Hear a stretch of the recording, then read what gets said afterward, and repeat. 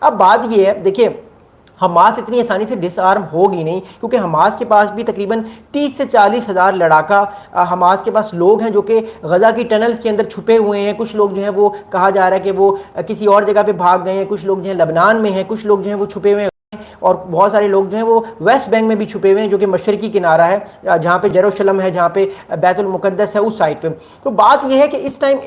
کہنے کا مطلب ہے کہ جو عرب ممالک ہیں وہ یہ کہہ رہے ہیں کہ ہم آپ کو ایشورٹی دیتے ہیں ویسٹرن ممالک کو کہ آپ اسرائیل کی جو کاروائیاں اسرائیل کر رہا ہے اس کو آپ رکوائیں، اسرائیل پہ پریشر ڈالیں. ہم 2026 میں جو ہے وہ غزہ میں الیکشن کروائیں گے، اور امپورٹنٹلی حماس کو ہم ڈس آرم کریں گے، حماس سے ہم اسلحہ لے لیں گے، حماس اسلحہ دے دے گا. لیکن ابھی تک حماس جو ہے اس نے یہ بات نہیں مانی. یاد رکھیے گا حماس ابھی اسلحہ دینے پر تیار نہیں ہے. حماس کے بھی 30 سے 50 ہزار جو ہیں وہ اس ٹائم فائٹرز جو ہیں وہ چھپے ہوئے ہیں ٹنلز کے نیچے، جو کہ آپ کو پتہ ہے کہ سرنگیں بہت ساری بنائی ہوئی ہیں غزہ کے اندر، اور وہ کبھی عام پاپولیشن میں بھی چلے جاتے ہیں، ان کو پہچاننا بڑا مشکل ہے. دیکھیے ایک فائٹر کو اور ایک عام انسان کو پہچاننا مشکل ہوتا ہے، کیا پتہ اس کے بعد اسلحہ ہو، کیا پتہ دوسرے بندے کے بعد اسلحہ نہ ہو. اس وجہ سے بہت سارے لوگوں کو شہید کیا ہے ابھی تک اسرائیل نے اس شبے میں کہ یہ لوگ حماس کا حصہ ہیں. لیکن یہ لوگ حماس کا حصہ نہیں تھے، یہ لوگ معصوم شہری تھے. اوبویسلی اس میں بہت سارے لوگ حماس کے بھی ہوں گے، بٹ زیادہ تعداد 95% وہ تو ایک عام شہریوں کی تعداد تھی، جو تقریباً 55 سے 60 ہزار لوگ ابھی تک جو ہیں وہ اپنی جانوں سے جا چکے ہیں پچھلے 1.5 سال میں. اب تو اکتوبر میں 2 سال ہو جائیں گے اس کانفلکٹ کو. تو دا تھنگ از دیٹ کہ پریشر اس ٹائم جو ہے وہ ڈالا جا رہا ہے حماس پہ کہ وہ بھی ڈس آرم ہو جائے، اور کینیڈا کو، یو کے کو اور فرانس کو یہ بات، یہ تسلی دی گئی ہے عرب ممالک کی جانب سے کہ ہم جو ہے حماس کو ڈس آرم کر لیں گے، آپ جو ہے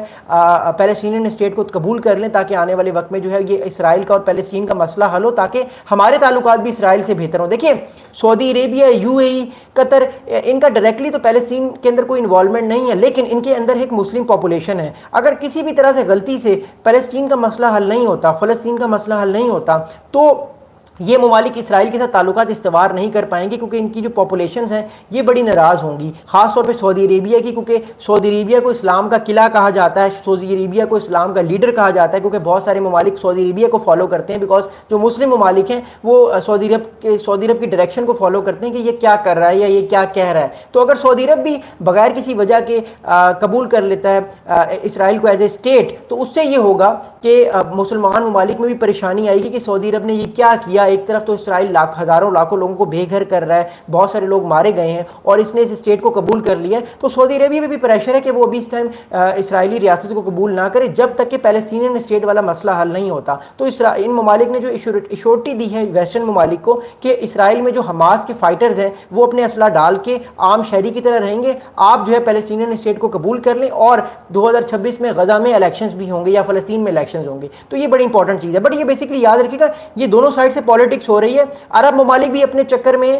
پیلسٹینین جو حماس کے فائٹرز ہیں وہ بھی اپنے چکر میں کسی طرح ان کے جو ہتھیار ہیں وہ نہ لیے جائیں، کیونکہ یاد رکھیے گا اگر پہلے حماس کے جو آپ کہہ سکتے ہیں فائٹرز ہیں، اگر انہوں نے اپنے ہتھیار دے دیے، اس سے ہوگا یہ کہ اس کے بعد دوبارہ اسرائیل کو اور زیادہ موقع بھی مل سکتا ہے آنے والے وقت میں کہ وہ بآسانی غزہ میں جو ہے وہ اپنی کاروائیاں کر سکے، اور پھر اس حماس کے پاس کوئی فائٹ بیک کرنے کا کوئی ہتھیار نہیں ہوگا، کوئی ویپن نہیں ہوگا، تو وہ بالکل نہتے ہوں گے. تو ایٹ لیسٹ ان کے پاس جو ویپنز ہیں وہ کچھ نہ کچھ ریٹیلیشن کر سکتے ہیں. اگر 20 لوگ جو ہیں وہ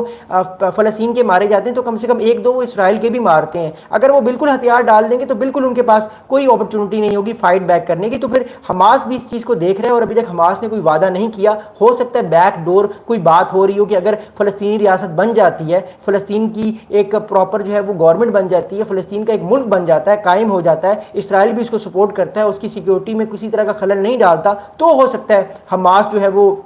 ایک طرح سے ڈس آرم ہو جائے. لیکن جو اسرائیل کی طرف سے بیانات آ رہے ہیں وہ بیانات بڑے ڈیفرنٹ ہیں، اور جو وائٹ ہاؤس کی طرف سے بیانات آ رہے ہیں امریکہ کے وہ بڑے ڈیفرنٹ ہیں. اب میں اس پہ انالیسس کروں گا کہ اسرائیل کیا کہہ رہا ہے، اسرائیل اب کتنے آگے قدم آنے والے ٹائم پہ، اور اسرائیل کی کیا مجبوریاں ہیں، اور وائٹ ہاؤس اس بارے میں کیا کہہ رہا ہے، جو امریکہ کے پریزیڈنٹ